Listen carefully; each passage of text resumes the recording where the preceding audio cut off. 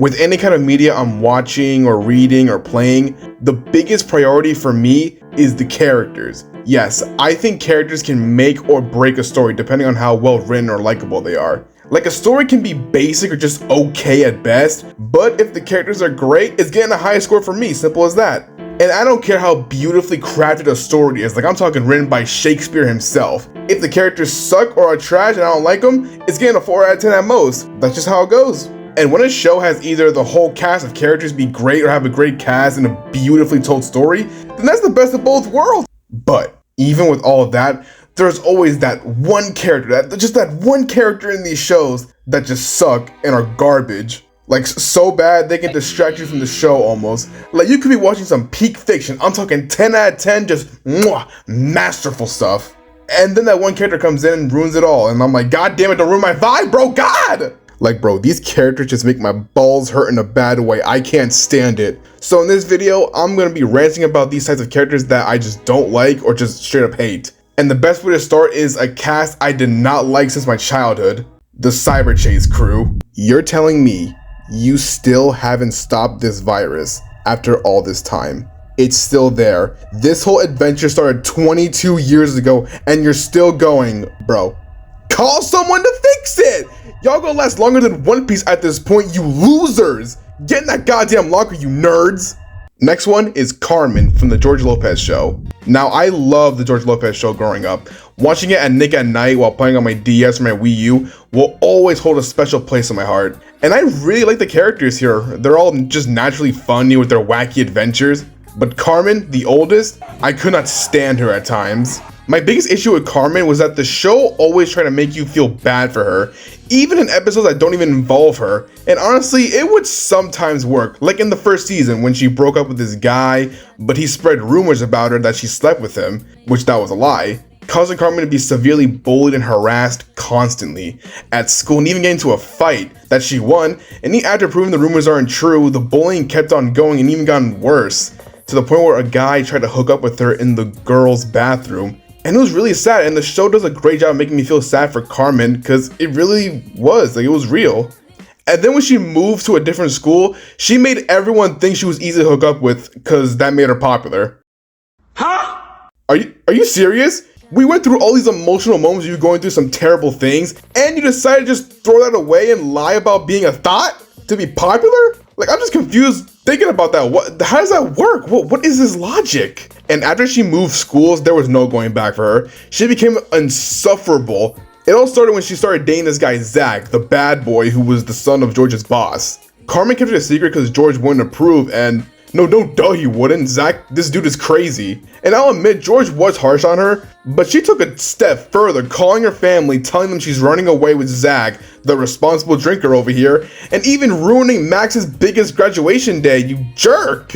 And even after George and Vic spent miles and so much time trying to find her, she threatens to run away again because she's tired of all the rules. Like, what? And then there was Jason. Oh my god. I'm not gonna go fully deep into this whole Jason and Carmen plot because there's actually too much. But to keep it simple, Jason was the star athlete of their school and the two started dating, but then Carmen becomes weirdly obsessed with him, like to a very creepy degree. Like, I can understand finding true love, but the problem here is that she just became so weird with Jason. Like that one day Jason was on steroids and almost hurt her in an argument and almost fought her dad. She still weirdly defends him. What? He almost hurt you knocking a lamp over and wanted to fight your dad, but you're still on his side? But the worst of them all was when Jason got a scholarship to be in a big college to play professional football. But the issue, I guess, was that it's in a whole different state, and Carmen didn't like that because her love life is gonna be over. So she decided to fake a pregnancy so she and Jason can get married and move to his college in his state. She did all this on George's birthday too. Again, completely ruining a whole special occasion over this guy. Like, penis cannot be that good for you to be doing all this. But oh, it gets worse. She tried to get actually pregnant with him so she can move with Jason. And how did Jason respond? Well, he did the most logical thing possible. He went to go get milk and broke up with her, womp womp. And there's just so much more crap she did. Like that one time she got Max's bullies to beat him up. But this is taking me mad long because there's just too much stuff she's done. Just Carmen is a bad character. I can't stand her, so she sucks. Also, speaking of George Lopez, y'all remember this commercial? We are the Addiction Network. And if you've been trying to quit your addiction to drugs or alcohol without any luck, then you need to call the number on your screen now. Don't tell me what to do. Next one comes from the anime that made 2010's kids cry, Anohana, and the characters are Chihiro and Yukiyatsu. Quick run of Anohana, it's about this friend group who were really close until one of them, Menma, passes away, and now her ghost comes back to truly pass on and move on in life. It's a really beautiful anime that was able to touch on so many topics and do them well, except for these two, Chihiro and Yukiyatsu. I can't even pronounce her name, I don't care, fuck her. I'm adding these two here because they're basically a couple at this point. Gonna speed one Chihiro, she's definitely the most boring out of the main group. Like, I can't remember that much from her, other than she was insanely in love with Yukiyatsu for some reason. And she has the personality of a wet towel. But she is nothing compared to this asshole, oh my god. So Yukiyatsu was this preppy rich kid that always talked down to Jintan, the main character. And especially when Menma's ghost came back, he constantly insulted Jintan and said he was crazy. But then later on, it's revealed, and I'm not joking, Yukiyatsu has Menma's clothes from when they were kids, and every night he grabs them and smells them, crying and missing her. What? What the hell? This isn't even EDP or Dr. Disrespect. This is a whole other level of nasty. And later on, he even dresses up as Menma and just starts going crazy for no reason. This was the dude making fun of everybody, but your way of coping is being part of the Diddy Force. And he tries to compare himself to Jinta a lot because they both were in love with Menma when they were kids, but at least Jinta is likable enough for me not to want to body slam him on screen. And he's also not on that type of timing, you freak. So yeah, Yukiyatsu, you suck, I hate you, and hope you get arrested.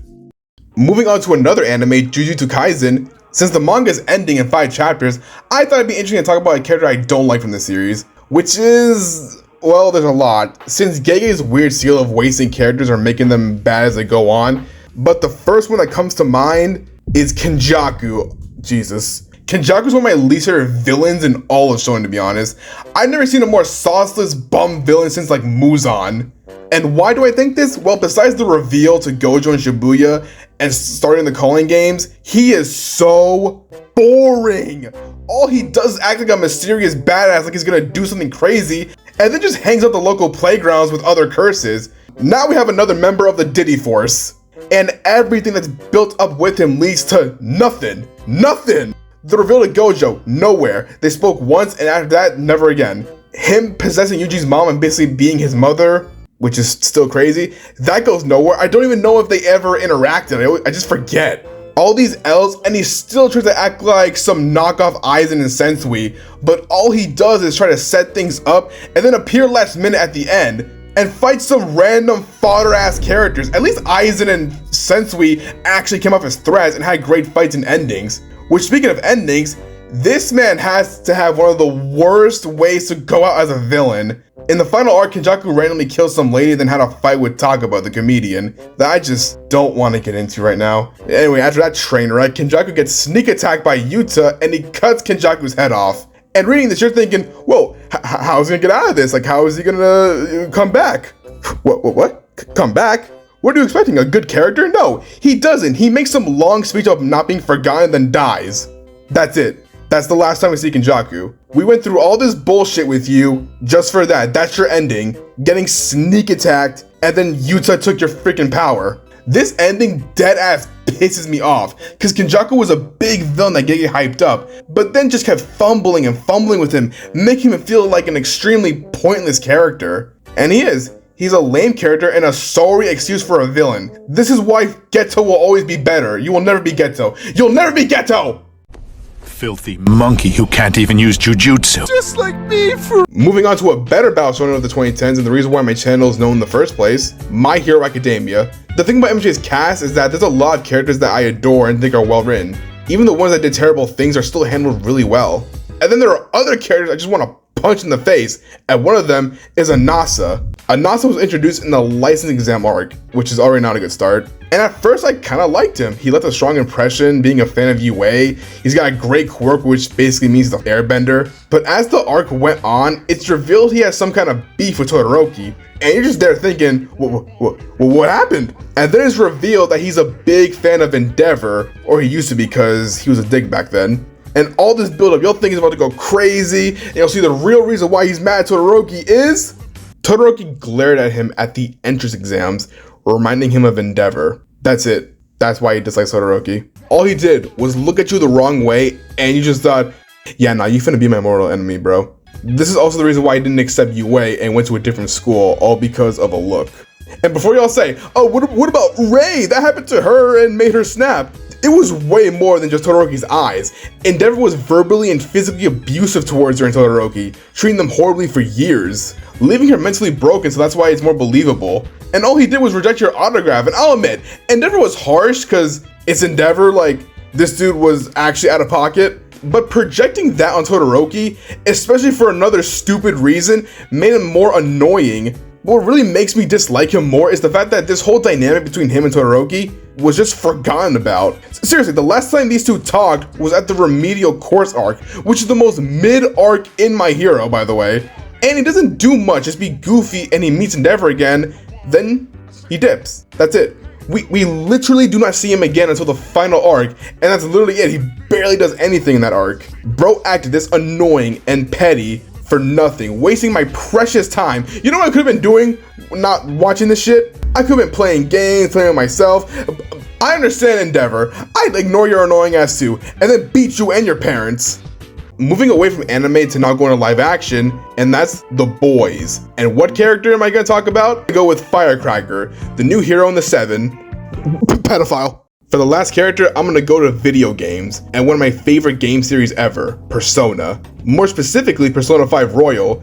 I love this game so much. It's a step up from the OG with so many fun dungeons, great characters, like really good characters. I love the Phantom Thieves, except for one, and no, it's not Morgana. I mean, yeah, he has his moments where he's annoying and I just want to drop his ass, but he's overall not that bad. He can be funny and his little vehicles are fun. The one I'm talking about is Sumire, the recent new member of the Thieves.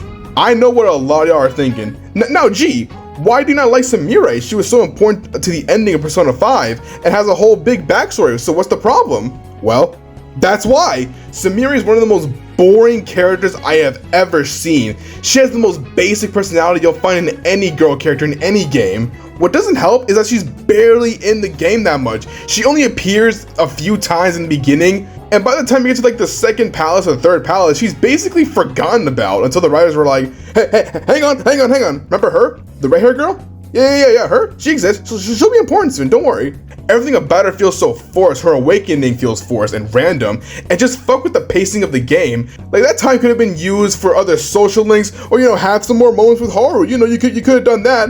But no, just do this. Her bond with Joker was forced. I didn't believe it, and that includes with the other thieves. Her backstory, I just didn't care. Like, your sister's dead. Get over it, rip bozo. And by the end, she becomes like a gymnastics person. I forgot what that's called. And at the end of the game, she says goodbye to Joker, and I forgot about her like she never existed. But again, what really makes me dislike her is how boring she was, and how the writers try to get everyone to love her so much. It feels like someone at Atlas is like a Persona 5 fan, made an OC being best buddies with the Phantom Thieves, and just put that in the actual game.